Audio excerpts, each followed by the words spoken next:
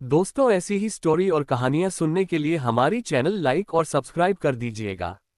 और हाँ, लास्ट तक सुनना, तभी मजा आएगा। एक समय की बात है, एक छोटा सा बंदर था जिसका नाम मोती था। मोती बहुत ही नटखट और साहसी था।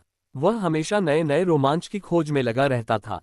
मोती एक बड़े और घने जंगल में रहता था जिसे लोग जादुई जंगल कहते थे। इस जंगल में अनेक रहस्यमयी बातें थीं जिन्हें जानने के लिए हर कोई उत्सुक रहता था।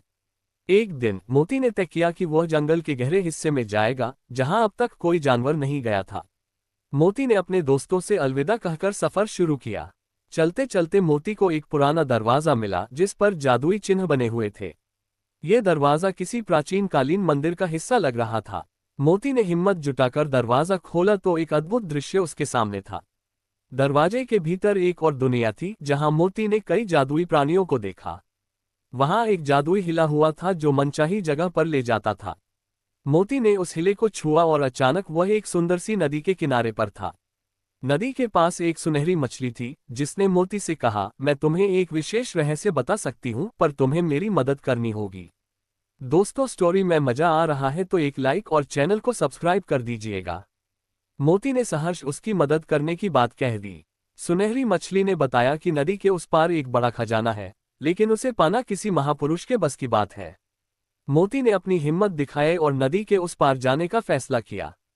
नदी को पार करते ही मोती ने देखा कि वहां एक विशाल पेड़ के नीचे एक चमचमाती चीज छिपी हुई थी।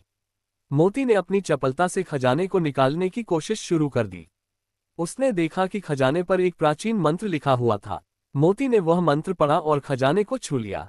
तभी एक रोशनी का फव्वारा निकला और एक जादुई प्राणी प्रकट हुआ। प्राणी ने कहा, तुमने अपनी साहस और मदद करने की प्रवृत्ति से यह खजाना पा लिया है। अब यह खजाना तुम्हारा है। खजाने के साथ साथ मोती की मित्रता भी परखी जाने वाली थी। उसे यह समझ आया कि खजाना सिर्फ सोने चांदी का नहीं होता, सच्चे दोस्त और अच्छाई भी खजाने के रूप में होती है। जब मोती जंगल से वापस आया तो उसने अपने सभी दोस्तों को अपने अभूतपूर्व अनुभवों के बारे में बताया। उसके दोस्तों ने उसकी बातें ध्यानपूर्वक सुनी और उसे इस साहसिक कारनामे के लिए सम्मानित किया। सबके सामने मोती ने घोषणा की कि वह खजाने का एक हिस्सा अपने दोस्तों के साथ मिल बांटकर इस्तेमाल करेगा। सबसे पहले उसने अपने दोस्तों को जादुई खजाना दिखाया और फिर उस खजाने से जो विशेष वस्तुएं थीं, उन्हें उनके साथ बांटने का निर्णय लिया। उसने कुछ हिस्से का उपयोग जंगल के विकास और सुरक्षा के लिए भी किया। उसने कुछ धन से पेड़ों की रक्षा और जंगली जानवरों के लिए विभिन्न सहायता अभियानों की शुरुआत की। मोती की उदारता और साहस के चलते वह जंगल और उसके साथी जंगली जीवों के दिल में बस गया।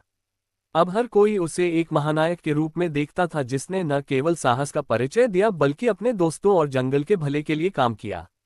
इस घटना के बाद मोती कभी कभी फिर से उसी जादुई दरवाजे से होकर अपनी रोमांचक यात्रा पर निकलता और नए रहस्यों की खोज करता। हर बार वह अपने दोस्तों के लिए नई नई कहानियां और उपहार लेकर लौटता। इस कहानी से हमें यही सीखने को मिलता है कि हमें हमेशा साहसी और उदार होना चाहिए।